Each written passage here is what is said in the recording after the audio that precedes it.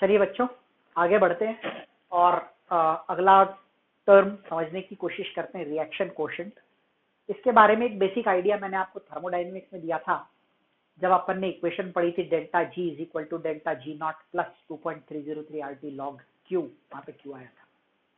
अब अपन इसको डिटेल में पढ़ेंगे और इसकी वैल्यू का क्या यूटिलिटी है वो जानेंगे। ठीक है, तो मैं एक छोटी सी सिंपल सी एक इक्वेशन लेकर चल रहा हूँ, ए गिव्स बी, और इस ए गिव्स बी के लिए समझना, जो मैं कहने जा रहा हूं अब आपको समझना है। थोड़ी देर के लिए इस क्यू को भूल जाइए। यदि मैं आपसे कहूं कि इस इक्वेशन के लिए इक्विलिब्रियम कांस्टेंट का एक्सप्रेशन लिखिए, तो आप लिखेंगे के क्यू इज बी बाय। अब आप कहेंगे कि इसको भी बी बाय बोला, इसको भी बी बाय बोला, तो क्यू बी बाय, अगर मैं आपसे पूछूं कि क्यू का एक्सप्रेशन क्या होगा, तो as you can very clearly see, Q का भी एक्सप्रेशन वही होगा जो के का है। तो बाय एक्सप्रेशन के की वैल्यू, इक्विलिब्रियम कांस्टेंट की वैल्यू और क्यू यानी रिएक्शन कोशेंट की वैल्यू में एक्सप्रेशन में कोई फर्क नहीं होता, वैल्यू में 100% फर्क होता है, क्योंकि ये दो अलग अलग टाइम के रेशो हैं। ठीक है, समझना, जब सिस्टम इक्विलिब्रियम पे होता है, यहां पे मैं लिख दे रहा हूं एट इक्विलिब्रियम, जब सिस्टम इक्विलिब्रियम पे होता है उस वक्त बी बाय ए इस इक्वेशन के लिए इक्विलिब्रियम कांस्टेंट कहलाता है।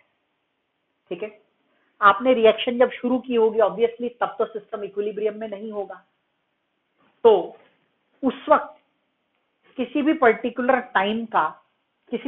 टाइम पे बी बाय ए का रेशो निकालिए, तब जब सिस्टम इक्विलिब्रियम में ना हो। और जब सिस्टम इक्विलिब्रियम में नहीं होता है उस वक्त जब आप बी और ए के रेशो को निकालते हो, तो उस रेशो को हम रिएक्शन कोशेंट कहते हैं। इसका मतलब ये हो गया कि जब सिस्टम इक्विलिब्रियम में ना हो उस समय किसी भी टाइम पर बी बाय ए के रेशो को आप क्यू कहते हैं, और जब सिस्टम इक्विलिब्रियम में आ जाए उसके बाद किसी भी समय पर बी बाय ए के रेशो को आप इक्विलिब्रियम कांस्टेंट यानी कि के ई क्यू के नाम से जानते हैं। So the basic difference between Q and K is, Q is the same ratio for a particular reaction when the system is not in equilibrium, and K is the same ratio for the same reaction but when the system is at equilibrium. तो ratio wise तो, expression wise तो कोई फर्क नहीं है, लेकिन value wise फर्क होगा। क्यों होगा? वैल्यू वाइज फर्क इसलिए होगा क्योंकि एक पर्टिकुलर टाइम पे जब अपन बात करते हैं, जब सिस्टम इक्विलिब्रियम में नहीं होता है, और दूसरे पर्टिकुलर टाइम की हम जब बात करते हैं जब सिस्टम इक्विलिब्रियम में आ जाता है, दोनों समय के बी और ए की वैल्यू में फर्क होता है and hence the ratio changes. तो value of Q is different from K. अगर क्यू की वैल्यू के बराबर है तो फिर वो क्यू है ही नहीं, वो तो के हो गया, यानी सिस्टम ऑलरेडी इक्विलिब्रियम में है। ठीक है, लेकिन जब क्यू की वैल्यू के बराबर नहीं होती, कुछ और होती है, तो सिस्टम इक्विलिब्रियम में नहीं होता है। और मैं आपको एक और बात बता दूं, हर सिस्टम जो इक्विलिब्रियम में नहीं होता है उसकी अपनी एक टेंडेंसी होती है to get back to equilibrium. हर सिस्टम जो कि इक्विलिब्रियम में नहीं है अभी, उसकी एक नेचुरल टेंडेंसी होती है कि वो इक्विलिब्रियम में जाता है। तो क्वेश्चन ये आता है कि क्या क्यू की वैल्यू के से कितनी बड़ी है या कितनी छोटी है, बड़ी है कि छोटी है, इस बात से हम ये डिसाइड कर सकते हैं कि रिएक्शन को कौन सी डायरेक्शन में जाना चाहिए so that it reaches equilibrium. बिल्कुल। सो कंपैरिजन ऑफ क्यू एंड के helps in predicting the direction of this reaction.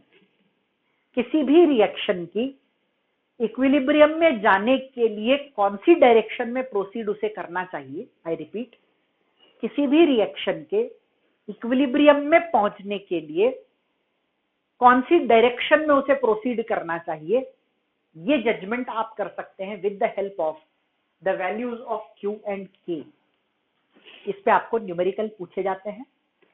K की वैल्यू दे दी जाती है, Q के लिए रिएक्टेंट और प्रोडक्ट के कॉन्सेंट्रेशन दे दिए जाते हैं, आप उनका रेशो निकालते हैं और उसे K से कंपेयर करते हैं। अब आपको इसमें 3 पॉसिबिलिटी मिलेगी। हो सकता है जो Q आपने निकाला वो गिवन K से बड़ा आए, हो सकता है जो Q निकाला वो छोटा आए, और हो सकता है बराबर आए। मान लीजिए, ध्यान से सुनना, एक एग्जांपल लेकर मैं आपको समझाना चाहूंगा कि एग्जैक्टली मैं क्या कहना चाह रहा हूं। मान लीजिए आप जिस रिएक्शन के बारे में बात कर रहे हैं उस रिएक्शन का इक्विलिब्रियम कांस्टेंट का वैल्यू है 10, ये फिक्स है। यानी वो तो हम जानते ही कि अगर टेम्परेचर फिक्स कर दें तो Q और K की वैल्यू फिक्स हो जाती है। It does not change, only it changes with temperature, या फिर आप कोएफिशिएंट को बदल दें रिएक्शन के लिए तो उससे बदलता है। बाकी K पर बदलाव नहीं आता है, प्रेशर, कॉन्सेंट्रेशन, वॉल्यूम, कैटलिस्ट का यूज किया नहीं किया, इससे कोई फर्क पड़ता नहीं है। तो ये बात अपने को खास विशेष ध्यान रखनी है। चलिए मान लेते हैं कि मैं जिस रिएक्शन की बात कर रहा हूं उसका इक्विलिब्रियम कांस्टेंट का वैल्यू है 10, यानी जब भी सिस्टम इक्विलिब्रियम पे आ जाएगा उसके लिए ये रेशो की वैल्यू 10 होगी। अब जो पहला केस है उसमें Q की वैल्यू ग्रेटर देन KQ है, यानी हम एक ऐसे स्टेट की बात करें जब इस रिएक्शन का जो रेशो है B/A का वो 10 से बड़ा है, से 15 है। तो ये जो हैंड है it is indicating the value of Q, and ये जो हैंड है it is indicating the value of K। Her reaction की ये टेंडेंसी होती है कि वो इक्विलिब्रियम में आए। इक्विलिब्रियम आने के लिए वैल्यू को कहाँ आना पड़ेगा, यहाँ। अभी कहाँ है, यहाँ। तो इस रिएक्शन के Q की वैल्यू को आपको घटाना पड़ेगा। 15 है, उसको 10 पे लाना है, तो इसे घटाकर आप 10 पे लाएंगे। ठीक है, अब आप समझिए, आपको इस रेशो को घटाना है जो अभी 15 है। B/A is 15 and you are supposed to decrease it. So to decrease it, you should decrease B and increase A. अगर आप चाहते हो कि ये रेशो घटे तो न्यूमरेटर को घटाइए और डिनोमिनेटर को बढ़ाइए। यहां पर दोनों ही होंगे इसलिए दोनों बोल रहा हूं, बाकी आपको एक भी करोगे तो चलेगा, बट ऐसा हो नहीं सकता, इसलिए B को घटाओगे और A को बढ़ाओगे। अब आप समझो, ऊपर रिएक्शन देखो, B को घटाकर A को बढ़ाओगे तो क्या होगा, रिएक्शन कौन सी डायरेक्शन में जाएगी, बैकवर्ड। तो ऐसे कंडीशन में जब Q का वैल्यू बड़ा हो और K का वैल्यू छोटा, तो Q को घटना होता है टू गेट टू K, और Q को घटाने के लिए आपको न्यूमरेटर को घटाना पड़ेगा और डिनोमिनेटर को बढ़ाना पड़ेगा। न्यूमरेटर में है B, ये घटाना पड़ेगा, और डिनोमिनेटर में है A, ये बढ़ाना पड़ेगा। ये घटा के ये बढ़ाओगे तो रिएक्शन कौन सी डायरेक्शन में जाएगी, बैकवर्ड। समझ में आ रही बात आपको? चलिए, अब इसका जस्ट उल्टा केस अब आप आसानी से प्रेडिक्ट कर सकते हो। अब आपके पास में जो इक्विलिब्रियम कांस्टेंट का वैल्यू है वो 10 है, ये इक्विलिब्रियम कांस्टेंट है, और आपका जो Q का वैल्यू है से वो 8 है, यानी कि इससे नीचे है। अब इस सिस्टम को इक्विलिब्रियम में आने के लिए क्या करना पड़ेगा, Q को बढ़ाना पड़ेगा। पहले क्या किया था, घटाया था, अब क्या करोगे, बढ़ाओगे। Q को बढ़ाओगे तो B/A को बढ़ाओगे, और B/A को बढ़ाओगे तो B को बढ़ाओगे और A को घटाओगे। A को कम करके B को बढ़ाने का मतलब रिएक्शन कौन सी डायरेक्शन में आएगी बेटा, फॉरवर्ड डायरेक्शन में आएगी। तो सिंपल सा रूल है, सिंपल सा लॉजिक है, जब Q की वैल्यू बड़ी होती है K से तो रिएक्शन बैकवर्ड डायरेक्शन में जाती है टू अटेन इक्विलिब्रियम, और जब Q की वैल्यू छोटी होती है K से तो रिएक्शन फॉरवर्ड डायरेक्शन में आती है to attain equilibrium. So it is all about attaining equilibrium. So to attain the equilibrium, the reaction should have the value of equilibrium constant, और उसे लाने के लिए आपको फॉरवर्ड या बैकवर्ड किसी एक डायरेक्शन में जरूर जाना पड़ता है। और अगर Q और K की वैल्यू दोनों बराबर हो तो क्या होगा, Q की वैल्यू K के बराबर है तो इसका मतलब वो K है, Q है ही नहीं, क्योंकि अगर K के बराबर है मतलब इक्विलिब्रियम कांस्टेंट है, और इक्विलिब्रियम कांस्टेंट है मतलब सिस्टम ऑलरेडी इक्विलिब्रियम में है। जब सिस्टम ऑलरेडी इक्विलिब्रियम में होगा तो क्या रिएक्शन को किसी पर्टिकुलर डायरेक्शन में मूव करने की जरूरत है, नहीं। रिएक्शन इक्विलिब्रियम में है मतलब फॉरवर्ड और बैकवर्ड रिएक्शन का रेट सेम हो गया, यानी अब किसी पर्टिकुलर डायरेक्शन में ज्यादा जाने की जरूरत नहीं है। पहले केस में आप बैकवर्ड में ज्यादा जा रहे थे, फॉरवर्ड में कम। दूसरे केस में आप फॉरवर्ड में ज्यादा जा रहे थे, बैकवर्ड में कम। और तीसरे केस में आप दोनों इक्वली रेट से जा रहे हैं, क्योंकि इक्विलिब्रियम ऑलरेडी एग्जिस्ट कर रहा है वहां पर। समझ में आई बात बेटा? क्लियर? सो ये बहुत इंपॉर्टेंट चीज है, इसे आपको ध्यान रखना है। इस पे बेस्ड आपको क्वेश्चन पूछे जाते हैं। हम जितने भी कॉन्सेप्ट अभी पढ़ रहे हैं, एक बार मैं आपको सारे बेसिक कॉन्सेप्ट्स बता दूं, उसके बाद we will solve some questions related to this topic. ठीक है? इक्विलिब्रियम कांस्टेंट कैसे निकाला जाता है, या जितनी भी चीजें अभी तक अपन ने पढ़ी हैं, उन सभी चीजों के बारे में क्वेश्चंस जरूर हम सॉल्व करेंगे। चलिए, अगला बहुत इंपॉर्टेंट पॉइंट है जो आपको न्यूमेरिकल क्वेश्चंस को सॉल्व करने में भी बहुत काम आने वाला है, that is degree of dissociation. समझना, कोई भी चीज रिएक्ट करती है तो वो ऑब्वियसली उसमें से कुछ पार्ट रिएक्ट करके और प्रोडक्ट बनाता है। डिसोसिएशन को यहाँ पर आप ऐसा मत समझें कि कोई चीज टूट ही रही है। ठीक है? कहने का मतलब ये है कि कुछ पार्ट अगर रिएक्ट हो गया तो कितना पार्ट रिएक्ट हो गया और कितना पार्ट बच गया। इक्विलिब्रियम की खास बात ये होती है कि ये एक रिवर्सिबल रिएक्शन में आता है। और लेक्चर 1 अगर आप याद करो तो मैंने आपको कहा था रिवर्सिबल रिएक्शन में आता है, इसका मतलब ये है कि यहां पर अगर अपन बात करें तो रिएक्शन कभी भी पूरी नहीं होती है, reaction never gets completed. So some amount of reactant and some amount of product is always there in that reaction, और इक्विलिब्रियम में यही होता है। तो क्वेश्चन ये आता है, कितना अमाउंट किसी चीज का टूटा, how much of it reacted to form the product, ये क्वेश्चन होता है। तो इस टर्म को हम डिग्री ऑफ डिसोसिएशन की मदद से बहुत आसानी से समझ पाते हैं। तो डिग्री ऑफ डिसोसिएशन क्या होता है? वन लाइनर स्टेटमेंट है, इसे दिमाग में बिठा लोगे तो यहां पर आपको दो चीजें काम आएगी। एक मोल कॉन्सेप्ट में जो आपने स्टोइकियोमेट्री पढ़ी थी वो, और दूसरा यूनिटरी मेथड जो पूरे मोल कॉन्सेप्ट में आप पढ़ते हैं कि इससे इतना तो इससे कितना। This is nothing other than these two things. कौन कौन सी दो चीजें? एक स्टोइकियोमेट्री, दूसरा यूनिटरी मेथड। ये दो बातें अगर आपको आती है, और तीसरा ये अगर डेफिनेशन आपको याद है डिग्री ऑफ डिसोसिएशन का, सो बहुत आसानी से आप इसके क्वेश्चंस कर पाएंगे। मैंने कुछ एग्जांपल्स भी लिए हैं so that you get an idea कि एग्जैक्टली इसमें करना क्या होता है। समझ में आई बात? चलिए आगे बढ़ते हैं। What is the definition of degree of dissociation? It is the amount dissociated out of one. एक में से कितना गया, ठीक है? एक में से कितना गया, that is degree of dissociation. अब जरूरी तो नहीं है कि हमेशा एक मोल या एक मोल में से कितना गया उसको हम डिग्री ऑफ डिसोसिएशन कहते हैं। अब जरूरी तो नहीं है कि हमेशा हर क्वेश्चन में आपको एक ही मोल दिए होंगे, तो यहां लगेगी यूनिटरी मेथड कि एक में से इतना गया तो जितना दिया है उसमें से कितना जाएगा। एक में से जो भी गया होता है उसको हम अल्फा कहते हैं।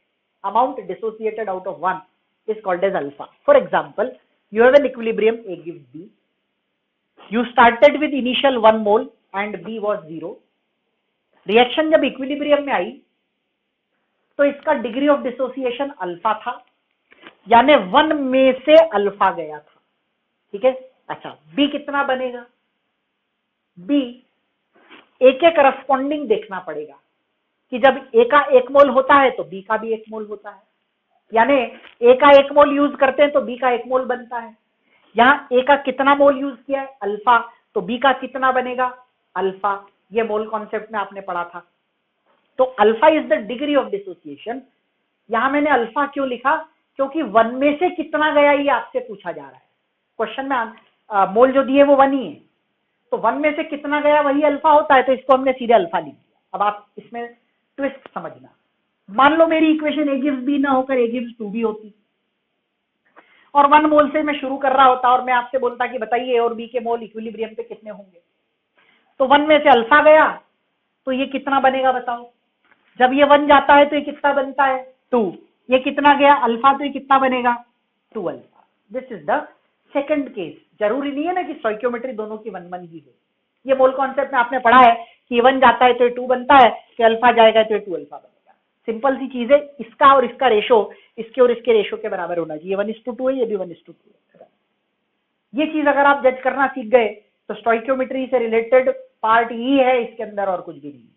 बस स्टोइकियोमेट्री का एक एक्सटेंशन और एक मॉडिफिकेशन है। मॉडिफिकेशन ये है कि स्टोइकियोमेट्री में हम ये मान के चलते हैं कि रिएक्शन पूरी हो गई तो इधर 0 0 कर देते हैं, उधर प्रोडक्ट बना देते हैं। यहाँ आपको उतना ही प्रोडक्ट बनाना है जितना यहाँ से डिसोसिएट हो रहा है, और कितना डिसोसिएट हो रहा है वो अमाउंट आपको डिग्री ऑफ डिसोसिएशन के फॉर्म में मिल सकती है। कई बार आपको डायरेक्ट भी दे देते हैं कि इतना गया, so that is the total amount dissociated. इसमें तो खैर टोटल अमाउंट अल्फा ही होगा, ठीक है।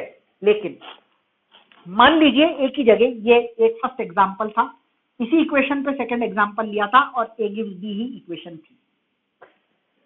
इनिशियल मोल्स इस बार 1 नहीं है, ए है, विच इज नॉट 1। ए कोई मोल है 2 3 4 कुछ भी हो सकते हैं, और इनिशियली ये 0 है। अब आप छोटी सी बात समझे कि अगर 1 होता तो अल्फा जाता, अगर ए है तो कितना जाएगा, से द वैल्यू इज एक्स।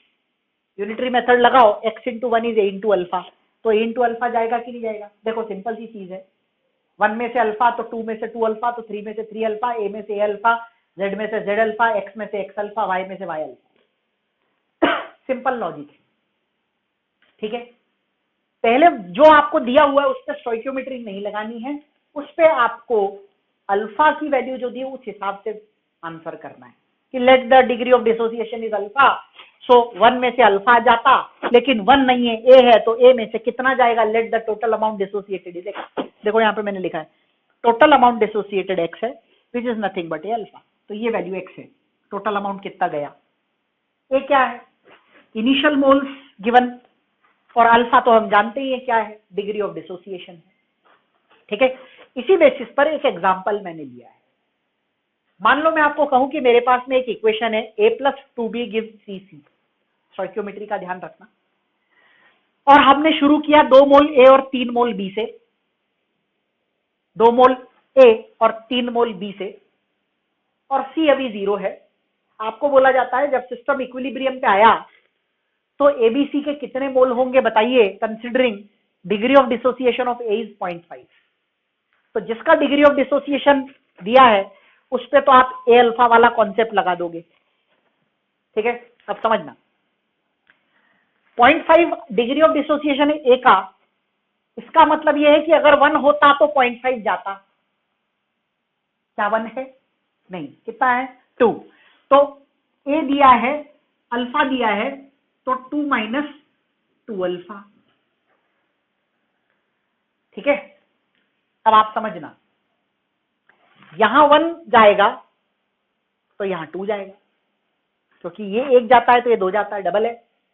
यहां कितना गया है बेटा, टोटल 1 गया है, तो ये कितना जाएगा, 2 जाएगा, डबल जाएगा। ए से सी भी ऐसे ही देख लो, स्टोइकियोमेट्री 1 वाले से देखना सबसे आसान होता है। ये 1 जाता है तो 3 बनता है, ये कितना जा रहा है, 1 ही जा रहा है, तो ये कितना बनेगा, 3 बनेगा।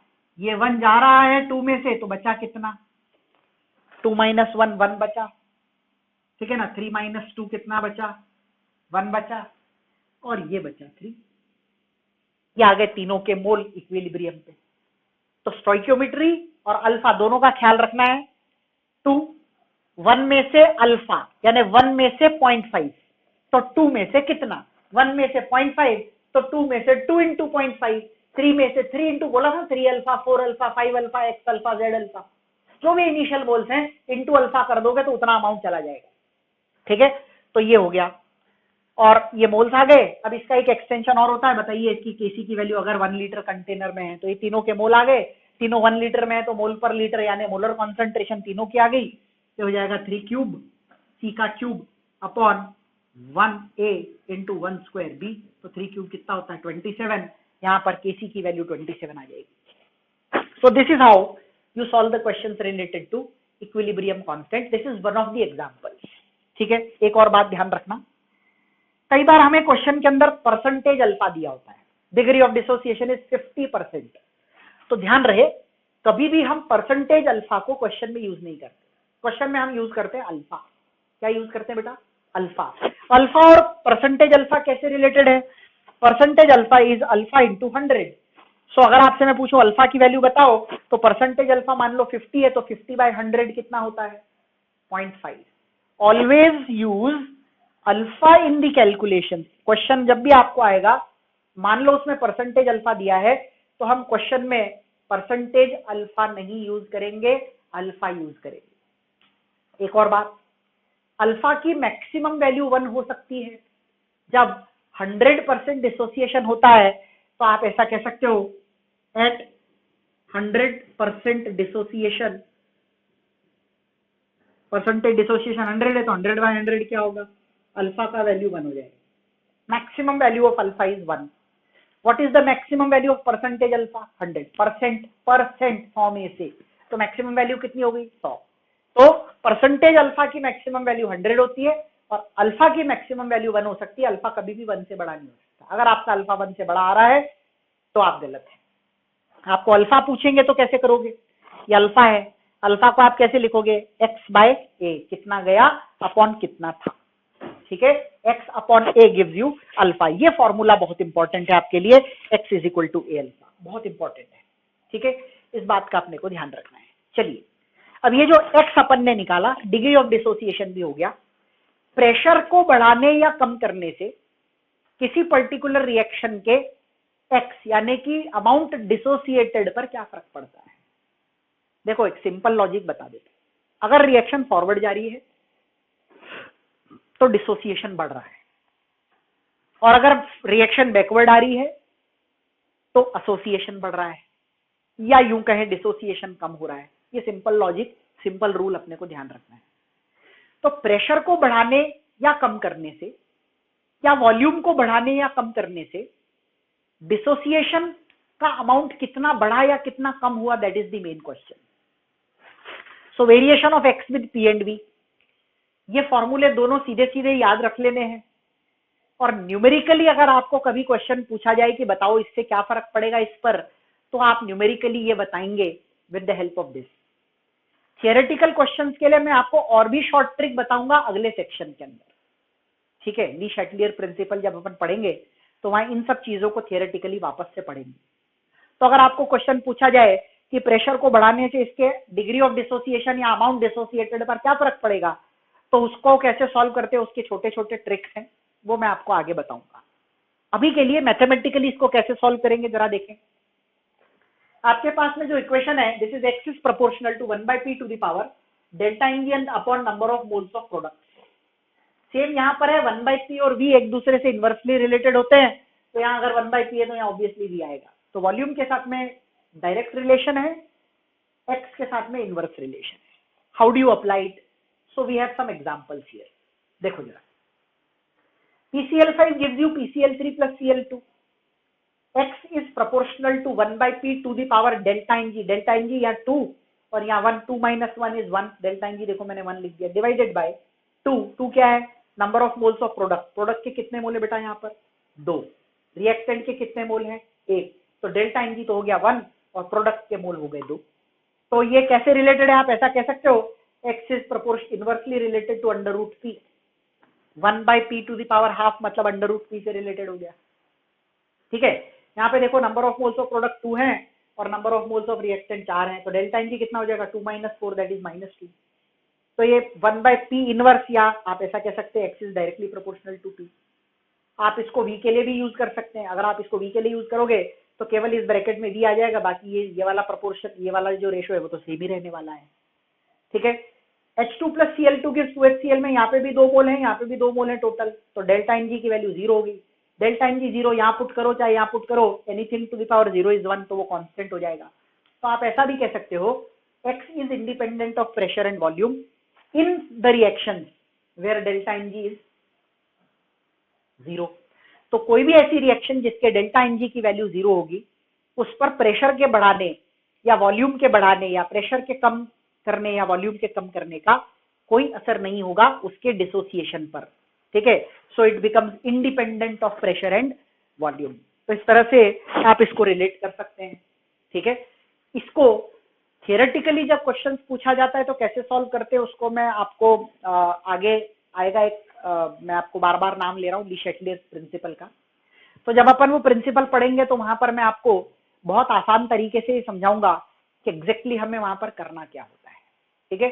चलिए, तो ये तो हो गया हमारा, बहुत इंपॉर्टेंट है तीनों चीजें। रिएक्शन कोशेंट के बारे में मैंने आपको बता दिया, then we talked about degree of dissociation, and finally X का वेरिएशन प्रेशर और वॉल्यूम के साथ कैसे होता है। ये तीनों बातें हमने इस सेशन के अंदर पढ़ी। अगले सेशन में हम सीखेंगे कि एग्जैक्टली क्वेश्चंस को सॉल्व कैसे किया जाता है। ठीक है, क्वेश्चन की अप्रोच क्या होनी चाहिए, वहां पर डाल्टन्स लॉ का यूज भी करके मैं आपको बताऊंगा कि कैसे होता है। ठीक है, so we will talk about that particular thing in the next session. Let us start with some questions related to the topics which we have done till now. चलिए क्वेश्चंस देखते हैं, वैरायटी क्या होती है, किस तरह के पैटर्न के क्वेश्चंस आपको पूछे जा सकते हैं। Let us see. For the reaction in equilibrium 2NOCl gives you 2NO plus Cl2. Partial pressure of Cl2 is P/4, where P is the initial pressure of NOCl. ध्यान से देखिए, P इनिशियल प्रेशर है NOCl का, find the total pressure at equilibrium. चलिए सबसे पहले तो अपन equation लिख देते हैं जो हमें दी है। इक्वेशन लिखना बहुत जरूरी है। 2NOCl gives you 2NO plus Cl2, ये हमारा इक्वेशन है। ठीक है, आपको इनिशियल प्रेशर जो है वो दे रखा है P, ये है 0, ये है 0। अब आप इसको दो तरीके से कर सकते हो। देखो पहला तरीका बताता हूं आपको। If the partial pressure of Cl2 is P/4, ठीक है, तो Cl2 का पार्शियल प्रेशर P/4 है इक्विलिब्रियम पे आने के बाद। इनिशियल प्रेशर आपको P दे रखा है, तो Cl2 का प्रेशर है P/4। अब अगर आप इन दोनों की स्टोइकियोमेट्री देखें तो क्लोरीन 1 मोल है और NO 2 मोल है, तो जितना प्रेशर इसका होगा इसका डबल ये होगा, तो 2 × P/4 यानी कि ये P/2 हो जाएगा। अब ये दोनों को बनाने के लिए ये कितना जाएगा, तो NO के 2 मोल बनाने के लिए NOCl के 2 मोल जाते हैं, तो NO का अगर P/2 प्रेशर बना है तो NOCl का P/2 प्रेशर गया होगा। ठीक है, तीनों के प्रेशर आ गए, सिंपली ऐड देम। ठीक है, तो ये तो हो जाएगा कैंसल, ये हो जाएगा 5P/4। समझ में आ रही है बात। एक तरीका और है, देखो ये आपको P दिया था, ये 0 था, ये 0 था। ठीक है, P में से इक्विलिब्रियम आने के लिए मान लो 2x गया। मैंने 2 इसलिए ले लिया क्योंकि इसका कोएफिशिएंट 2 है और आपको डिग्री ऑफ डिसोसिएशन नहीं दिया, इसलिए आप यहाँ पर 2x लेंगे तो ये 2x बनेगा और ये x बनेगा स्टोइकियोमेट्री के हिसाब से 2 2 1 2 2 1। ठीक है, अब समझना, ये वैल्यू आपको दे रखी P/4, तो ऑब्वियसली ये अगर P/4 है तो ये 2P/4 यानी कि P/2 होगा और ये भी P/2 हो जाएगा। सेम चीज आप तीनों को ऐड कीजिए, यू विल गेट P/4। तो आप डायरेक्ट भी कर सकते हैं और डायरेक्ट नहीं करना चाहे, कोई कंफ्यूजन हो तो x लेके भी क्वेश्चन को सॉल्व कर सकते हैं। दोनों ही केसेस में आपको 5P/4 आंसर मिलने वाला है। क्लियर। सो ये पहला क्वेश्चन हो गया। इसमें हमको P/4 इक्विलिब्रियम का प्रेशर दिया था, उस बेसिस पर क्वेश्चन को सॉल्व कर देंगे। अगला क्वेश्चन आता है, A + 2B gives 3C + D, starting with 1 mole each of A and B, if the degree of dissociation, percentage degree of dissociation of A is 40%, AC निकालना है। देखो अब इसके अंदर आपको वॉल्यूम ऑफ द वेसल नहीं दिया है, तो जहां पर भी क्वेश्चन में volume of the vessel provided नहीं होगा वहां पर हमें मान के चलना होगा कि वॉल्यूम 1 लीटर है। 40% अल्फा दिया हुआ है। मैंने आपको बोला था अल्फा का कभी भी परसेंटेज नहीं लेते, तो परसेंटेज अल्फा डिवाइडेड बाय 100 करेंगे तो अल्फा आएगा, तो अल्फा 0.4 हो गया, यानी A 1 में से 0.4 जाएगा। डिग्री ऑफ डिसोसिएशन क्या होता है, it is the amount dissociated out of 1, तो 1 में से ये 0.4 जाएगा। अब आपको एक पता लग गया, बाकी सब स्टोइकियोमेट्री से होंगे। ये 1 जाता है तो ये कितना जाता है 2, तो ये 0.4 जाएगा तो ये कितना जाएगा डबल, यानी कि 0.8। क्लियर। अब ये 1 जाता है तो ये कितना बनता है 3, ये 0.4 जाएगा तो ये ट्रिपल बनेगा 1.2, ये 1 जाता है तो ये कितना बनता है 4, ये 0.4 जाता है तो ये कितना बनेगा 4 टाइम्स यानी कि 1.6। तो आपके इक्विलिब्रियम पे मोल्स आ गया 1 - 0.4 इज 0.6, 1 - 0.8 इज 0.2, 1.2 एंड 1.6। केसी का एक्सप्रेशन निकालना है तो डी के पावर में 4 इंटू सी के पावर में 3 इंटू ए की कॉन्सेंट्रेशन इंटू बी की कॉन्सेंट्रेशन का स्क्वायर। ये चारों वैल्यूज को यहाँ पर सब्स्टिट्यूट कीजिए, आपको जो इसका आंसर मिलेगा 470 के आसपास कुछ मिलेगा। कैलकुलेशंस में यहाँ नहीं कर रहा हूँ, substitute the values of B, C, A and D in this expression and you will get the value of KC. निकाल के देखिए 470 471 के आसपास कुछ आंसर इसका आना चाहिए। क्लियर। चलिए अगला क्वेश्चन देखिए, a plus B gives 2c, एक इक्वेशन आपको दी हुई है, केसी आपको ऑलरेडी दे दिया है। अभी तक अपने को क्या करा था, मोल देकर केसी पूछ रहे थे। अब हमें केसी दिया है और क्या पूछा है, मोल फ्रैक्शन, मोल नहीं पूछा, मोल फ्रैक्शन पूछा है, किसका, सी का। चलिए, तो हमें ये नहीं पता कि वो कितना डिसोसिएट हुआ, तो जब हमें ये नहीं पता कि कितना डिसोसिएट हुआ तो हमें अज्यूम करना पड़ेगा कि मान लीजिए ये x डिसोसिएट हुआ, तो 1 में से x गया, ठीक है, फिर 1 में से x गया, ये दोनों x x जाएंगे तो ये कितना बन जाएगा बेटा, 2x बन जाएगा। बस ये एक्सप्रेशन। अच्छा, अगेन वॉल्यूम हमको दिया नहीं है, तो हम ये मान के चलेंगे कि यहां पर भी हमारे पास में जो कॉन्सेंट्रेशन है वो इक्वल टू मोल्स ही है, because volume is 1 litre considered.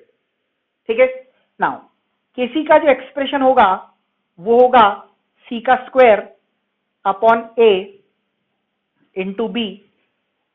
ठीक है, वैल्यू सब्सटीट्यूट करते हैं, केसी हमें पता है 81 है, इज इक्वल टू सी की वैल्यू आपको दे रखी है 2x, का स्क्वायर लेना है, ए और बी दोनों सेम है, तो अपन 2x का स्क्वायर अपॉन 1 माइनस एक्स का स्क्वायर, इसे ऐसे लिख सकते हैं। आप ध्यान दीजिएगा, यहां से एक बहुत इंपॉर्टेंट स्टेप आता है।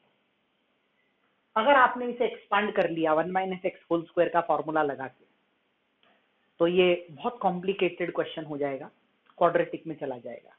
इसका सबसे बढ़िया तरीका क्या है, ये भी होल स्क्वायर है और 81 भी परफेक्ट स्क्वायर होता है, स्क्वायर रूट लेंगे अगर अपन तो 9 आएगा, तो इसमें दोनों तरफ आप ले लीजिए स्क्वायर रूट। आप जैसे स्क्वायर रूट लोगे स्क्वायर और रूट कैंसिल हो जाएगा, रूट 81 होता है 9 is equal to 2x upon 1 minus X. इसे सॉल्व कीजिए, ये देगा 9 minus 9x is equal to 2x, so 9 is equal to 11x, therefore x is equal टू 9/11। x आया है, x क्या है बेटा, ये है। ठीक है, अब आप समझना, हमें c का मोल फ्रैक्शन चाहिए। ठीक है, c के टोटल मोल कितने हो गए, 2, यू नो, सॉरी, इस इक्वेशन में इक्विलिब्रियम के टोटल मोल कितने होंगे, सबको जोड़ो, ये माइनस एक्स, ये माइनस एक्स, ये 2x cancel, 1 + 1 2, total mole 2, moles of C कितने हैं 2x, तो मोल फ्रैक्शन ऑफ सी कितना हो जाएगा, मोल्स ऑफ सी कितने हैं 2x अपॉन टोटल मोल्स 2, तो x की वैल्यू ही मोल फ्रैक्शन की वैल्यू होगी, यानी आंसर क्या हो जाएगा 9/11। तो सबसे पहले हम उसको डिसोसिएट करेंगे, फिर फॉर्मूले में वैल्यू सब्स्टिट्यूट करके x निकालेंगे। ठीक है, फिर यहां से देखेंगे c का मोल फ्रैक्शन चाहिए, तो moles of c is 2x upon total moles, हमने इनको सबको जोड़ के निकाल लिए 2, 2x/2 करते हैं तो mole fraction of c comes out to be equal to x, और x की वैल्यू आपको 9/11 दे रखी है, सो सिंपल सी चीज हो गई, ये आपका आंसर हो जाएगा। क्लियर, चलिए अगले क्वेश्चन पे आते हैं। Now in the next question it says starting with 1 mole each of all reactants and products. ध्यान देना, a plus B gives c plus D, 1 mole each of all reactants and products से हम शुरू कर रहे हैं।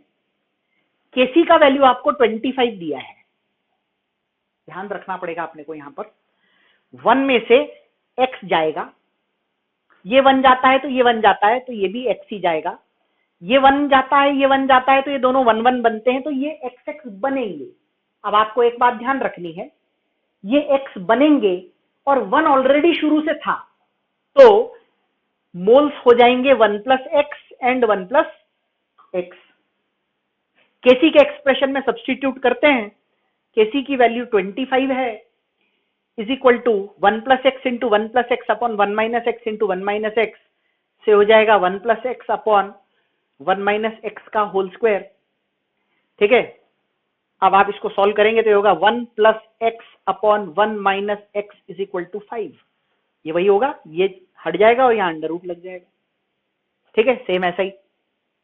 क्लियर, चलिए इसको सॉल्व करो, इसको सॉल्व करोगे तो आपको मिलेगा 5 + 5x इज इक्वल टू 5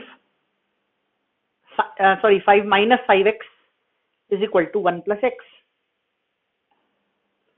ठीक है ना, अब आप इसको x को सिंप्लीफाई कीजिए और आपको क्या पूछा है, देखो मोल सेट इक्विलिब्रियम पूछे हैं, तो इसको जब आप सॉल्व करोगे तो 4 is equal to 6x, x is equal to 2/3 आएगा। 1 माइनस 2/3 कितना हो जाएगा, 1/3। 1 माइनस 2/3 कितना हो जाएगा, 1/3। 1 प्लस 2/3 कितना हो जाएगा, 5/3। 1 प्लस 2/3 कितना हो जाएगा, 5/3। तो इन दोनों के मोल्स आएंगे 1/3 1/3, इन दोनों के मोल्स आएंगे 5/3 5। इसको जब आप सिंप्लीफाई करोगे तो बनेगा 4 is equal to 6x, so x is equal to 2/3।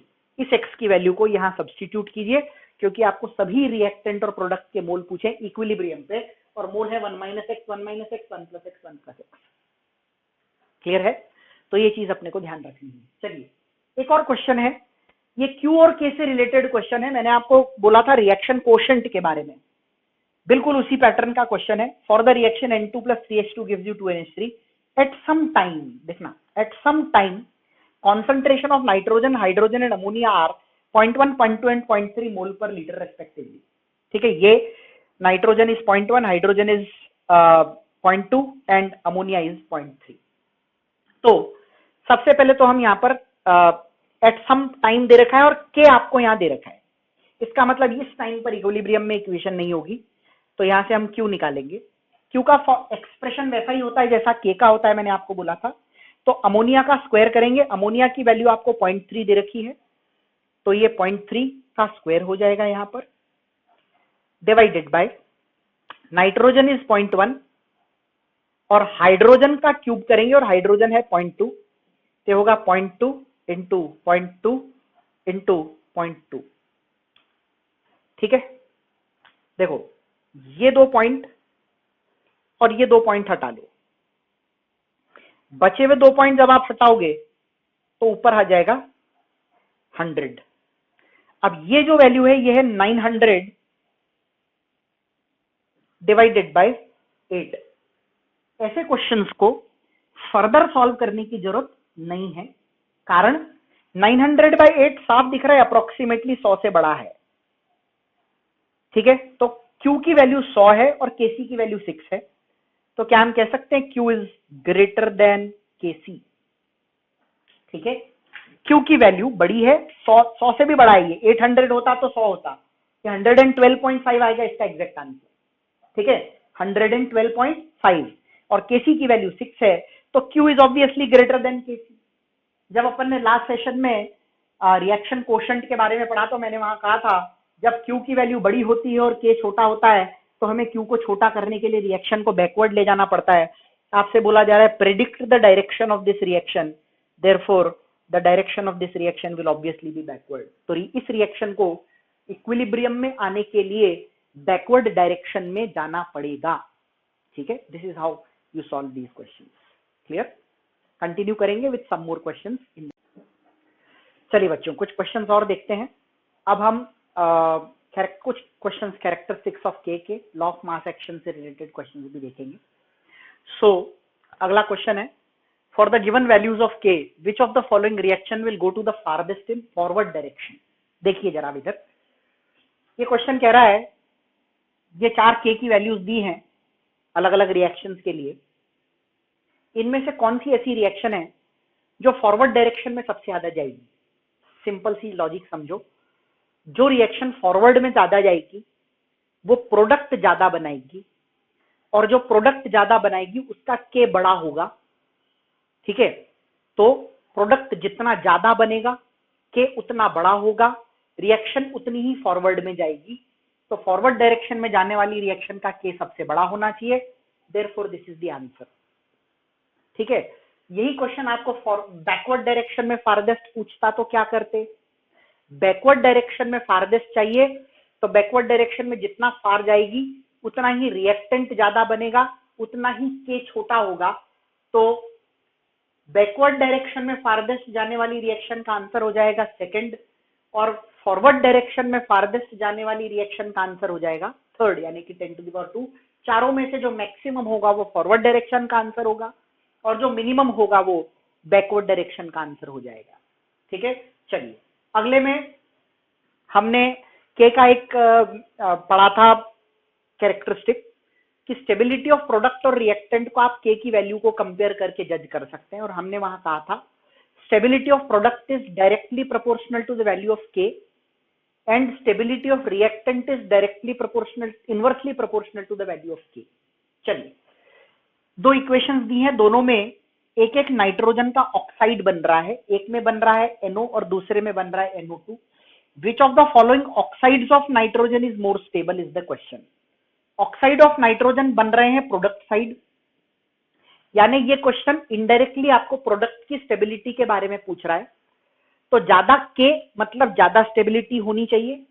इसका मतलब ये हुआ कि ज्यादा के की वैल्यू NO2 के लिए है, तो आपसे अगर पूछा जाए इसमें से कौन सा ऑक्साइड ऑफ नाइट्रोजन ज्यादा स्टेबल है, क्योंकि के की वैल्यू NO2 के लिए ज्यादा है, इसलिए नाइट्रोजन का ये वाला ऑक्साइड ज्यादा स्टेबल होगा. Hence the answer will be NO2. Clear है? चलिए अगला क्वेश्चन है. ये जो क्वेश्चन है इस पैटर्न के दो क्वेश्चन में अभी आपको कराने जा रहा हूं और ये आपके लिए होमवर्क रहेगा. इस क्वेश्चन का आंसर आएगा सेम. आपको basically law of mass action पे बेस्ड क्वेश्चंस में अब करा रहा हूं. ठीक है, कितना असर होता है रेट ऑफ रिएक्शन पे कॉन्सेंट्रेशन को बदलने से, ये इस पे बेस्ड क्वेश्चंस हैं. चलिए मैं आपको पहले क्वेश्चन करा दूं, you will get an idea. एक रिएक्शन दे दी जाती है, concentration of A is made 4 times and B is halved, what is the effect on rate of reaction. यानी शुरू में जो भी है उसमें अगर कॉन्सेंट्रेशन में बदलाव करें तो रेट पे क्या असर आता है, ये आपको बेसिकली पूछा जा रहा है. ऐसा ही एक क्वेश्चन है, इसको देखते हैं. हमारे पास में एक रिएक्शन है 2A + B gives 3C + D. If the concentration of A and B is doubled, दोनों को डबल कर रहे हैं, find the effect on rate of reaction. चलिए, according to law of mass action rate of reaction, ठीक है ना, इसको एक काम करते हैं अपन, यहां पर इसको R लिख देते हैं, रेट.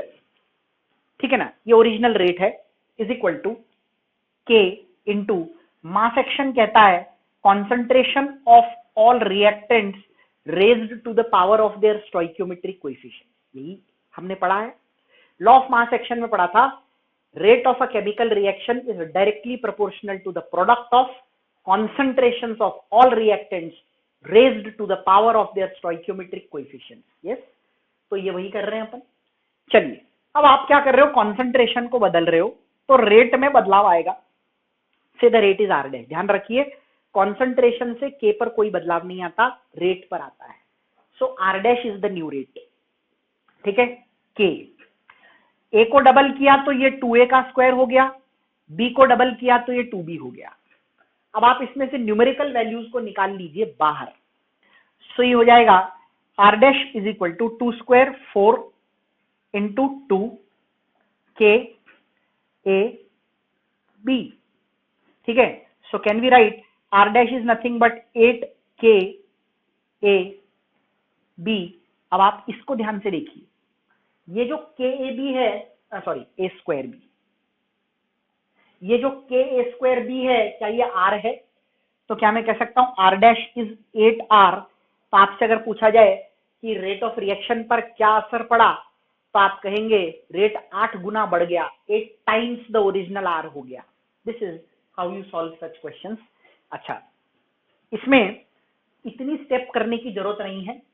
पहली इक्वेशन तो हम जानते ही हैं क्या होगी, दूसरी कैसे बनेगी ये आइडिया आपको धीरे धीरे जब आप प्रैक्टिस करोगे क्वेश्चन को मन में करने की, खुद करने की, विदाउट राइटिंग ये क्वेश्चन सॉल्व होना चाहिए. ठीक है, जैसे देखो ये इक्वेशन है, if the volume of the container is halved. अब आप ध्यान से देखो, क्वेश्चन कह रहा है volume of the container is halved. Volume of the container half होगा तो कॉन्सेंट्रेशन पे क्या असर पड़ेगा? कॉन्सेंट्रेशन होता है N/V. अगर आप V को हाफ करोगे तो कॉन्सेंट्रेशन डबल हो जाएगी. ठीक है, अच्छा, कंटेनर का वॉल्यूम हाफ कर रहे हैं तो कॉन्सेंट्रेशन जो भी दोनों रिएक्टेंट है उनकी डबल होगी. इसकी डबल होगी तो 2, इसकी डबल होगी तो 2 स्क्वायर. 2 स्क्वायर 4 इंटू 2 कितना होता है? 8 टाइम्स. तो आप सीधे सीधे इसका आंसर 8 टाइम्स लिख सकते हैं. ठीक है, मैं एक बार और रिपीट कर रहा हूं, बिना लिखे करने की प्रैक्टिस करो बेटा. हमारे पास में एग्जाम में इतना टाइम नहीं होता कि हम इतनी स्टेप्स लिखें. एक क्वेश्चन आपको लिख के इसलिए करा दिया ताकि आपको समझ पड़े कि एग्जैक्ट कंसेप्ट इसका क्या है. सो कंसेप्ट ये है. ठीक है, अब आपको इसको मन में करना है, आपको सोचना पड़ेगा कि इसको कैसे सॉल्व करें. तो ये क्वेश्चन मैंने इसलिए लिया क्योंकि वॉल्यूम ऑफ द कंटेनर से कॉन्सेंट्रेशन का क्या रिलेशन होता है ये आपको पता होना चाहिए। So volume of the container को जब अपन आधा करते हैं, सिंपल सी चीज है, आप अगर गैस को कंप्रेस करोगे तो number of moles per unit volume बढ़ जाएंगे, कॉन्सेंट्रेशन बढ़ जाएगी। तो कॉन्सेंट्रेशन बढ़ेगी तो रेट पर क्या फर्क पड़ेगा, ऑब्वियसली बढ़ेगा, ठीक है। और दोनों की कॉन्सेंट्रेशन बढ़ रही है, डबल हो रही है, तो यहाँ पर अपन लिखेंगे rate is A into B square, rate is A into B square, A B double B B double, two square into two, two का स्क्वायर करेंगे यहाँ पर इंटू टू, जैसे यहाँ पर किया बिल्कुल वैसे ही। अब आप इसको उसी तरह से इमेजिन करके क्वेश्चन को सॉल्व कीजिए, you will get the answer definitely, ठीक है। चलिए नेक्स्ट क्वेश्चन पे आते हैं। अगला जो क्वेश्चन है वो है for a reaction if KF and KB are 10⁻² and 10⁻³ respectively find KC. बहुत सिंपल है लेकिन हम कई बार इसे भूल जाते हैं। आपको याद होगा जब मैं इक्विलिब्रियम कांस्टेंट के बारे में बात कर रहा था तो मैंने आपको कहा था के सी या कोई भी इक्विलिब्रियम कांस्टेंट का एक जनरल एक्सप्रेशन होता है rate constant of forward reaction and rate constant of backward reaction की वैल्यूज का रेशो होता है। ये जो केएफ और केबी हैं ये रेट कांस्टेंट ऑफ फॉरवर्ड है, ये मैंने आपको थियरी पढ़ाते समय बताया भी है। Simply substitute the values 10⁻² divided by 10⁻³ so when you solve this you will get 10, ठीक है। तो इस तरह से ये मेन आपको ये ध्यान रहना चाहिए। आपको क्या होता है ये मैंने आपको बताया जरूर था लेकिन ये इतनी छोटी चीज है कि आपको लगता है हो सकता है ये उतना इंपॉर्टेंट ना हो, but let me tell you one thing, every small bit of thing जो मैं आपको यहाँ पर बता रहा हूँ वो इंपॉर्टेंट है। क्वेश्चन किसी भी छोटी छोटी चीज पर बन सकता है, हर चीज को नोट कीजिए, हर चीज को ध्यान से समझिए, ध्यान से पढ़िए, याद रखिए। जब आप क्वेश्चन सॉल्व करोगे बहुत आसानी से क्वेश्चन सॉल्व होने लग जाएंगे। चलिए अगेन इसमें भी बहुत छोटा सा कंसेप्ट है, कोई न्यूमेरिकल नहीं है ये, लेकिन आपको पता होना चाहिए। आप अगर चाहें तो इसे न्यूमेरिकल बना सकते हैं बट ये न्यूमेरिकल क्वेश्चन है ही नहीं। देखो for a reaction H2 + I2 gives 2HI if at 300 kelvin Kc is 50 find Kp। अब आप कहेंगे कि Kc दिया है, Kp निकालना है तो हमें फॉर्मूला तो लगाना ही पड़ेगा, Kp = Kc into RT⁻∆Ng, T दे रखा है, वैल्यू सब्स्टिट्यूट करें। अरे सबसे पहले ये तो देखो कि इस रिएक्शन का ∆Ng क्या है, 0 है। आपको याद है हमने पढ़ा था जब ∆Ng की वैल्यू 0 होती है तो Kp और Kc की वैल्यू बराबर होती है, आपको कुछ भी देखने की जरूरत नहीं पड़ेगी, answer for this will be 50 only. समझ में आ रहा है? तो ऐसे क्वेश्चंस करने से पहले ये इक्वेशन लिखो, वैल्यू सब्स्टिट्यूट करो, उसके बाद आपको क्लिक हो कि यार यहाँ ∆Ng 0 है, तो you have already wasted a lot of time. 5 second के क्वेश्चन को आपने 30 सेकंड दे दिए। रिमेंबर कॉम्पिटिटिव एग्जाम में, नीट में एवरी सेकंड इज इंपॉर्टेंट। अगर आप थोड़ा थोड़ा करके बहुत सारा समय बचा लोगे तो you will feel more comfortable at the end. तो बेटा कोशिश करो कि जितना हो सके हम क्वेश्चन को शॉर्ट तरीके से करने की कोशिश करें। चलिए अगला क्वेश्चन देखते हैं। For a reaction at 100 degree Celsius Kc is 10⁻⁻⁴ at 150 kelvin Kc is 10⁻⁻⁶। ध्यान देना ये टेम्परेचर है और ये K है। 100 डिग्री सेल्सियस पे Kc की वैल्यू 10⁻⁻⁴ है और 150 डिग्री सेल्सियस पे K की वैल्यू 10⁻⁶ है। यानी टेम्परेचर तो बढ़ा लेकिन K घट गया। क्या हम कह सकते हैं temperature and K are inversely related in whatever reaction it is. जो भी रिएक्शन है इसके अंदर टेम्परेचर और K इनवर्स रिलेशन में है, क्योंकि 100 से 150 टेम्परेचर बढ़ा, 10⁻⁻⁴ से 10⁻⁶ K घट गया। तो टेम्परेचर को बढ़ाने से K घट गया। याद है आपको कैरेक्टरिस्टिक्स ऑफ K में हमने एक पॉइंट लिखा था, टेम्परेचर के केस में एक्सोथर्मिक रिएक्शन में K की value inversely proportional to temperature होती है। Therefore the answer to this question will be exothermic reaction. तो ये एक एक्सोथर्मिक रिएक्शन होगी, ठीक है। इस तरह के क्वेश्चंस आपको पूछे जा सकते हैं। कुछ और क्वेश्चन, बहुत सारे क्वेश्चंस हैं, मैं सारे पॉइंट्स जितने भी अपन ने पढ़े हैं, ठीक है, अभी तक वो सब पॉइंट्स कवर करूंगा और उनसे रिलेटेड क्वेश्चंस आपको कराऊंगा। Some more questions in the next. चलिए बच्चों कुछ क्वेश्चंस और देखते हैं। अगला क्वेश्चन Kc कैसे निकाला जाता है उस पर बेस्ड है और उसके लिए डिसोसिएशन का यूज हमको आएगा। Late us see the question directly, समझ में आएगा। 2 moles of PCl5 is present in a 2 liter container and is heated such that 60% PCl5 dissociates. Find Kc. चलिए PCl5 के डिसोसिएशन की इक्वेशन वैसे तो क्वेश्चन में दी होती है, but because this is a very famous one तो ये हम लिख देते हैं सबसे पहले PCl3 Cl2. ठीक है, चलिए 2 moles in 2 liter, so 2/2 मोल पर लीटर यानी कि 1 मोल पर लीटर PCl5 आपको दिया हुआ है. This is 1, this is 0 and this is 0 initially. 60% dissociate हो जाता है, या यूं कहें कि अल्फा की वैल्यू 0.6 है and alpha is about dissociated out of 1 और यहां पर 1 ही है तो 1 में से क्या चला जाएगा 0.6. ये जितना जाएगा ये उतने बनेंगे. ये 0.6 जा रहा है तो ये 0.6 बनेगा, ये 0.6 बनेगा. आपको Kc पूछा है, Kc should be 0.6 into 0.6 upon 0.4. ये पॉइंट हटाइए, ये हो जाएगा 0.6 इंटू 3/2. ठीक है, यहां से ये कैंसिल कर दीजिए 0.3, सो दैट विल बिकम 0.9. ठीक है, तो इस तरह से Kc की वैल्यू आपकी यहां पर जो है वो 0.9 आ जाएगी. अगला क्वेश्चन बिल्कुल ऐसा ही है. इक्वेशन आपको दे रखी है, सबसे पहले इक्वेशन लिख लीजिए. N2O4 डिसोसिएट होकर हमें दे रहा है 2NO2. 2 mole N2O4 is taken in a 10 liter flask. So 2 moles are taken in a 10 liter flask. So mole per liter will be 0.2. ये 0.2 हो गया, ये 0 है. 50% of it dissociates. 50% का मतलब आधा. इसमें अल्फा की जरूरत ही नहीं है, आप डायरेक्ट कर सकते हो. 50% का मतलब हम सब समझते हैं आधा होता है. तो आधा चला गया मतलब कितना चला गया बेटा 0.1. अब देखो ये 1 जाता है तो ये 2 बनता है, ये 0.1 जाएगा तो ये ऑब्वियसली 0.2 बनेगा. आपको पूछा है Kc बताइए, तो Kc की वैल्यू होगी NO2 का स्क्वायर यानी 0.2 into 0.2 upon 0.1. so this is double of 0.2, that is 0.4. ये आंसर हो जाएगा. ठीक है, सो इसका आंसर 0.9, इसका आंसर 0.4. ये बेसिक स्टोइकियोमेट्री और आप ऐसा कह सकते हो डिग्री ऑफ डिसोसिएशन पे बेस्ड क्वेश्चंस हुए. चलिए अब जो अगले पैटर्न के क्वेश्चन मैं आपको करा रहा हूं वो है कैरेक्टरिस्टिक्स ऑफ इक्विलिब्रियम कांस्टेंट के एक पॉइंट पर स्टोइकियोमेट्री. और मैंने आपको बोला था कैसे K बदलता है, उसके 3 पॉइंट लिखाए थे. एक, जब आप किसी रिएक्शन को एक पर्टिकुलर कोएफिशिएंट से मल्टीप्लाई कर दो तो वो कोएफिशिएंट पावर में आ जाता है. अगर आप रिएक्शन की डायरेक्शन को बदल देते हो तो K रिवर्स हो जाता है, इनवर्स कर देने से इनवर्स हो जाता है.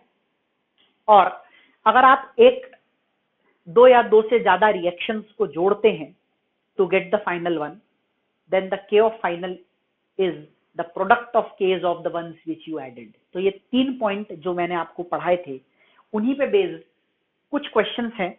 आपको इक्वेशन एनालाइज करके और K की वैल्यू यहां पर निकालनी होगी.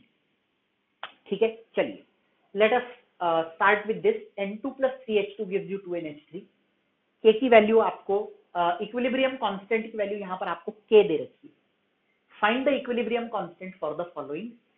ओरिजिनल इक्वेशन से इसे कंपेयर करेंगे और एनालाइज करके देखेंगे कि एग्जैक्टली हो क्या रहा है. Whatever change has been done, उस चेंज के हिसाब से जो पॉइंट हमने लिखा था उस हिसाब से K की वैल्यू में हम चेंज इनकॉर्पोरेट करेंगे. चलिए N2 से 3N2, H2 3H2 से 9H2, 2NH3 से 6NH3, यानी ऊपर वाली पूरी इक्वेशन को हमने 3 से मल्टीप्लाई किया है. तो ये जो K होगा it will be cube of the original. आपको याद है हमने पढ़ा था जब भी किसी कोएफिशिएंट से मल्टीप्लाई करते हैं तो वो कोएफिशिएंट ओरिजिनल K के पावर में आ जाता है एंड हेंस K क्यूब. इसमें देखो हाफ N2 से हाफ N2, 3/2 और 1. तो आपने क्या कर दिया, हाफ कर दिया. तो हाफ कर दिया है तो K के पावर में क्या आ जाएगा, हाफ आ जाएगा. ठीक है, अगला क्वेश्चन देखिए. NH3 यहाँ है, NH3 वहां है. पहली बात तो ये हो गई कि आपने इसको उल्टा कर दिया, तो 1/K तो आपने कर ही दिया, ये पक्का हो गया. क्योंकि इक्वेशन को जैसे आप उल्टा करोगे तो अमोनिया लेफ्ट पे आ जाएगा, ये आ गया अमोनिया लेफ्ट पे. लेकिन इसको उल्टा करने पे जो अमोनिया लेफ्ट आएंगे उसके कितने मोल हैं? 2। इसमें कितने हैं? 4। यानी उल्टा करने के बाद आपने उस इक्वेशन को डबल किया। तो पहले उल्टा किया तो के को मैंने इनवर्स कर दिया, अब डबल किया तो इसका स्क्वायर ले लीजिए, सो दैट विल बिकम 2। ठीक है, ये चीज छोटी छोटी आपको ध्यान रखनी है, पॉइंट सारे इंपॉर्टेंट है। अब देखो यहाँ पर N2 + 3H2 gives 2NH3 है, यहाँ पर 2NH3 gives N2 + 3H2 है। तो क्या हो रहा है? उल्टा हो रहा है सिंपली। तो ये क्या हो जाएगा? 1/k। आपने केवल डायरेक्शन ऑफ द रिएक्शन को रिवर्स कर दिया है, तो वैल्यू जो है वो इनवर्स हो जाएगी। ओरिजिनल k था तो ये 1/k हो जाएगा। इसी पे बेस्ड कुछ न्यूमेरिकल प्रॉब्लम्स होते हैं, आपको इक्वेशन एनालाइज करनी होती है और देखना होता है कि एग्जैक्टली आप कर क्या रहे हैं। क्लियर है? तो चलिए इस इक्वेशन को देखो, 2SO2 + O2 gives 2SO3। यहां है SO3 gives SO2 + ½ O2। पहला पॉइंट, इक्वेशन को उल्टा किया तो k को इनवर्स तो कर ही लीजिए। हम अगर इस इक्वेशन को केवल उल्टा करते तो यहाँ 2SO3 आना चाहिए था, लेकिन यहाँ क्या आया बेटा? 1SO3। यानी आपने उल्टा करने के बाद उसको हाफ से मल्टीप्लाई भी किया है, तो हाफ से मल्टीप्लाई किया है तो पावर में हाफ आएगा, इसका मतलब इसका आंसर सिंपली 1/10 हो गया। समझ में आ रही है बात? बिल्कुल क्लियर, इसमें कोई कंफ्यूजन नहीं, बहुत आसान है। ध्यान से सारे कंसेप्ट अप्लाई करोगे, क्वेश्चन बहुत आसानी से सॉल्व हो जाएंगे। चलिए अगले क्वेश्चन को देख लें। अगले क्वेश्चन में a gives b का k दे रखा है, 3b gives 3c का k दे रखा है, d gives c का k दे रखा है, a gives d का k आपको निकालना है। एक एक करके इस इक्वेशन में जो चीज चाहिए उसे एनालाइज करते हैं और उन्हें पर्टिकुलर सही डायरेक्शन में लाते हैं, सही मोल्स लाते हैं, और जो नहीं है उन्हें गायब करते हैं। देखो a, फर्स्ट इक्वेशन की बात करते हैं। a लेफ्ट पे चाहिए, 1 मोल चाहिए, एक ही है। लेफ्ट पे चाहिए, लेफ्ट ही है।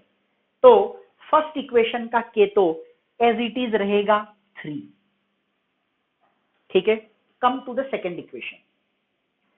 हमें इक्वेशन में b की कोई जरूरत नहीं है, यहां b राइट पे है, यहां 3b है। तो अगर आप इसे कैंसल करना चाहते हैं तो इस इक्वेशन को आपको 1/3 से मल्टीप्लाई करना पड़ेगा। जब आप इसको 1/3 से मल्टीप्लाई करोगे तो 1/3 × 3 1 हो जाएगा, ये 1b और वो 1b कैंसिल हो जाएंगे, b हमको चाहिए नहीं। अब जब आप इस इक्वेशन को 1/3 से मल्टीप्लाई करोगे तो 27 के पावर में 1/3 आएगा। ठीक है, क्यूब रूट ऑफ 27 कितना होता है? 3 होता है। ठीक है, चलिए अब आइए तीसरी इक्वेशन पे। हमें d चाहिए, राइट में d है, लेफ्ट में, सिंपली इस इक्वेशन को उल्टा करना है। इसको जैसे ही आप उल्टा करोगे तो ये 2 की जगह 1/2 हो जाएगा। सो द आंसर इज 9/2 और 4.5। टारगेट इक्वेशन से गिवन इक्वेशंस को कंपेयर करते जाओ, जो जहां चाहिए उसे वहां लाओ, जो नहीं चाहिए उसे हटाओ। ये मेन चीजें हैं जो आपको इस पर्टिकुलर सेक्शन में करनी है। अगर आप ये कर लेते हो तो इस सेक्शन से रिलेटेड कोई भी क्वेश्चन आपके लिए डिफिकल्ट नहीं है। मैं जो ये क्वेश्चंस आपको करा रहा हूं, आप समझ लो इसमें हर तरह के क्वेश्चन आ गए। ठीक है, आपको इतने डिफिकल्ट क्वेश्चंस, मतलब अब जो मैं अपन जो कर रहे हैं इनके अंदर सब कुछ आ गया। ऐसे क्वेश्चन जनरली आपको बहुत इजी क्वेश्चंस पूछे जाते हैं, बट अगर आपने ये प्रैक्टिस कर लिए तो फिर आप कहीं पर भी अटकोगे नहीं। सो एक क्वेश्चन और मैं आपको यहाँ करा रहा हूँ, बाकी के दोनों क्वेश्चन आपके प्रैक्टिस के लिए हैं, आपका होमवर्क है, आपको ये करने हैं। ब्रैकेट में मैंने आंसर लिख दिए फॉर योर कन्वीनियंस। ठीक है, तो प्रैक्टिस कीजिए, क्वेश्चन के आंसर्स को टैली कीजिए। चलिए एक क्वेश्चन और है जो मैं आपको करा देता हूं। ये क्वेश्चन है, इसमें आपको 2p gives 2s चाहिए। टारगेट इक्वेशन को सबसे पहले सेलेक्ट करो कि ये हमारी टारगेट इक्वेशन है, समझ रहे हो? 2p gives 2s चाहिए। p कहाँ है? लेफ्ट पे। कहाँ चाहिए? लेफ्ट पे। लेकिन p कितने चाहिए? 2 हैं, कितने? 1। तो सबसे पहले इस इक्वेशन को मल्टीप्लाई बाय 2 कर दो। जैसे ही आप इस इक्वेशन को मल्टीप्लाई बाय 2 करोगे, इसके पावर में 2 रखना पड़ेगा, क्योंकि रूल कहता है कोई जिस भी कोएफिशिएंट से हम मल्टीप्लाई करते हैं वो ओरिजिनल k के पावर में आ जाता है। चलिए, आपने यहां पर 2 क्यू कर दिया, आपको केवल यहाँ 2s चाहिए, यानी r और q तो जाने ही वाले हैं। ठीक है, चलिए सबसे पहले प्रोडक्ट को कंफर्म करते हैं। राइट हैंड पे हमें एस चाहिए, राइट हैंड पे ही है, लेकिन हमें 2 चाहिए, यहां हाफ है, तो हाफ को 2 बनाने के लिए क्या करना पड़ेगा, मल्टीप्लाई बाय 4। जब आप इसको मल्टीप्लाई बाय 4 करेंगे तो ये इस तरह से हो जाएगा। अब समझना, ये 2r है, 2r को अगर यहां से कैंसिल करना है तो एक तो इसको उल्टा करो, ध्यान से सुनना, एक तो इसको उल्टा करो ताकि r उधर आ जाए, वो r इधर आएगा और ये r इधर है, कैंसिल हो जाएगा, और ये q इधर आएगा, ये q उसके साथ कैंसिल हो जाएगा। ठीक है, लेकिन इससे काम चलेगा नहीं, क्योंकि हमें 2r कैंसिल करना है, तो first reverse and then double. तो फर्स्ट रिवर्स करेंगे तो ये हो जाएगा 1/2, और डबल करेंगे तो पावर में आ जाएगा 2। तो क्या क्या चीज मल्टीप्लाई करनी रही, 3 square 9 into 1/2 square is 1/4 and 2 to the power 4 is 16। ठीक है, 9, ये इसको 4 टाइम्स जाएगा तो 9 इंटू 4 इज 36। तो ये आपका आंसर आ गया 36। समझ में आ रही है बेटा बात? ये चीज आपको ध्यान रखनी पड़ेगी। और अब बिल्कुल इसी पैटर्न के 2 क्वेश्चन मैंने आपके होमवर्क के लिए दिए, this is your assignment. Same pattern के क्वेश्चंस हैं।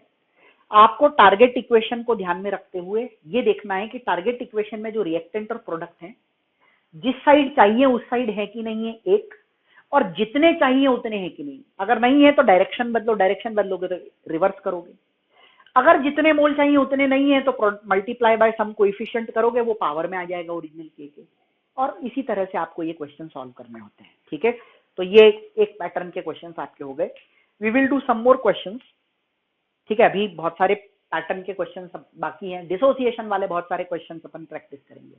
तो नेक्स्ट सेशन के अंदर उसी तरह के क्वेश्चंस के बारे में बात करेंगे। ठीक है।